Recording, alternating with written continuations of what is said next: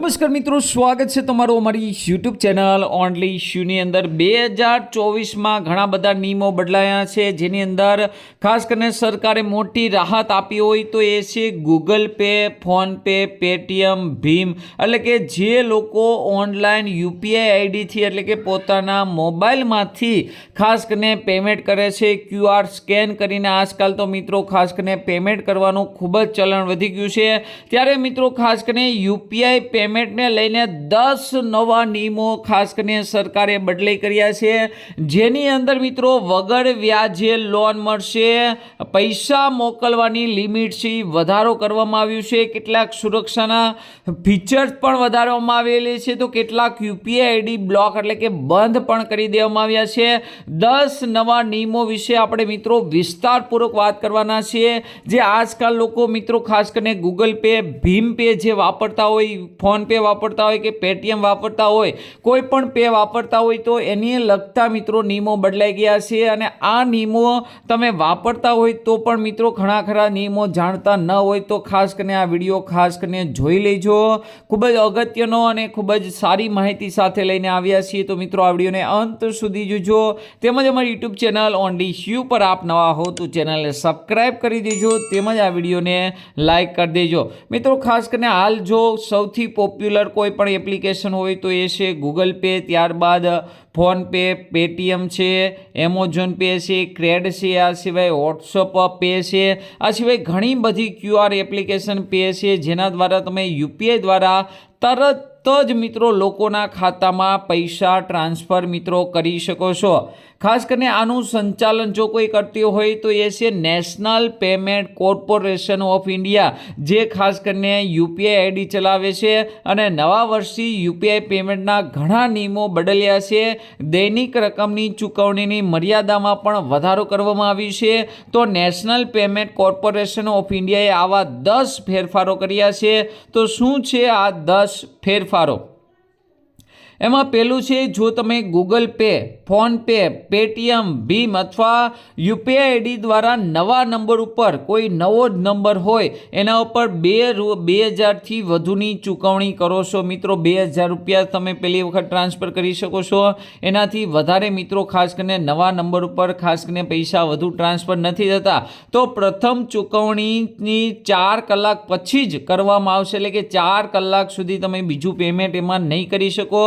અને આ 4 કલાક દરમિયાન પેમેન્ટ રોકી પણ શકાય છે અને રકમ પણ બદલી શકાય છે। એટલે કે એક સુરક્ષા માટેનું સૌથી મોટું ફીચર આવ્યું છે કે કોઈ અજાણ્યો વ્યક્તિ તમારો નંબર બ્લોક કરી અને અજાણ્યા નંબરની અંદર ખાસ કરીને પૈસા ટ્રાન્સફર કરે છે તો 2000 કરતાં વધુ ટ્રાન્સફર નહીં થાય, અને એ પણ મિત્રો સતત 4 કલાક સુધી બીજું પેમેન્ટ નહીં થાય। એટલે કે સુરક્ષા માટે આ સૌથી મોટો અને સારો નિર્ણય મિત્રો કહી શકાય। આવા મિત્રો ખૂબ જ અગત્યના આપણે 10 નિયમો જોવાના છે। બીજી જો વાત કરીએ તો હવે કોઈ પણ યુપીઆઈ દ્વારા એક દિવસમાં 5 લાખ સુધીની ચૂકવણી કરી શકાશે।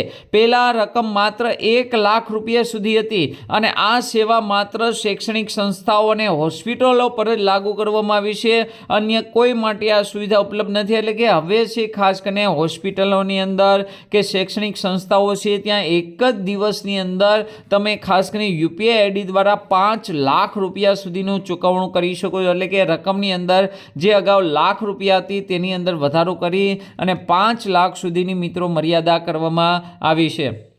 ત્યારબાદ હવે જો તમારા ખાતામાં પૈસા ન હોય તો પણ યુપીઆઈ નાવ દ્વારા મર્યાદિત રકમ સુધીની ચૂકવણી મિત્રો તમે કરી શકો છો, એટલે કે એક પ્રકારની લોન પણ કહી શકાય।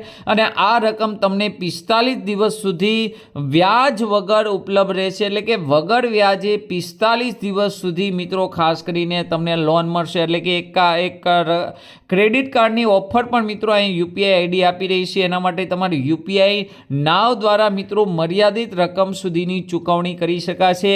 એ તમારું ખાતું કેવું છે, યુપીઆઈ કેવી છે, કેવો વ્યવહાર છે, એના આધારે મિત્રો ખાસ કરીને તમે કેટલીક રકમ છે તમારા પૈસા ખાતામાં ન હોય તો પણ મિત્રો તમે ટ્રાન્સફર કરી શકશો, જે ખૂબ જ સારામાં સારી બાબત કહેવાય। હવે ટેપ એન્ડ પે માધ્યમ દ્વારા QR કોડ વિના ચૂકવણી પણ મિત્રો કરી શકાય છે. તમારે ફક્ત તમારા મોબાઈલની NFC ટેકનોલોજીનો ઉપયોગ કરવાનો રહેશે, જેના દ્વારા તમે QR કોડ વિના પણ મિત્રો ખાસ કરીને ચૂકવણી કરી શકો છો. તો મોંઘા મોબાઈલની અંદર NFC ફીચર જે આવે છે તેનો ઉપયોગ કરીને પણ હવે મિત્રો ખાસ કરીને પૈસા ચૂકવી શકશો.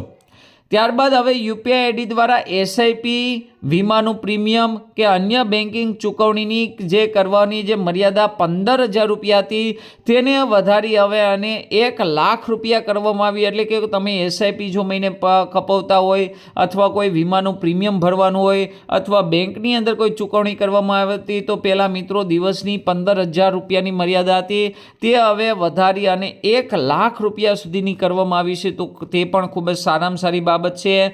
NPCIએ 1 જાન્યુઆરી 2024થી દૈનિક ટ્રાન્સફરની રકમમાં પણ વધારો કર્યો છે.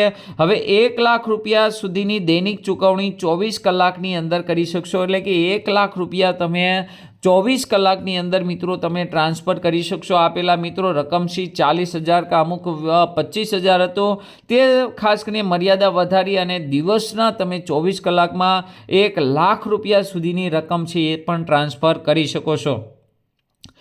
7મો નિયમ જોઈએ તો હવે UPI દ્વારા કોઈને પેમેન્ટ કરતી વખતે તેના બેંક ખાતામાં નોંધાયેલ નામ બતાવવામાં આવશે. આપેલા મિત્રો ખાસ કરીને નામ બતાવવામાં ન આવતું અને કેટલીક વખત એ વ્યક્તિનું નામ આપણે સેવ કરેલું હોય તો તે બતાવવામાં આવતું હતું, પરંતુ હવે પેમેન્ટ કરતી વખતે તેના બેંક ખાતામાં જે નામ નોંધાયેલું છે એ નામ તમને ડિસ્પ્લે થશે.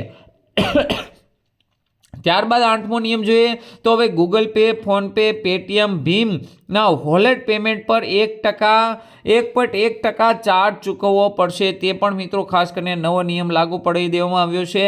9મો નિયમ જોઈએ તો જાપાનની કંપની હિટાચી હવે સમગ્ર દેશમાં UPI ATM લગાવશે. એટલે કે તેના દ્વારા રોકડ વ્યવહારો ખૂબ જ સરળતાથી મિત્રો કહી શકશો અને એના માટે તમારે ATM કાર્ડ છે ખાસ કરીને, પણ UPI દ્વારા મિત્રો તમે ATMની અંદરથી નાણાં એટલે કે રોકડ છે એ તમે ઉપાડી શકશો.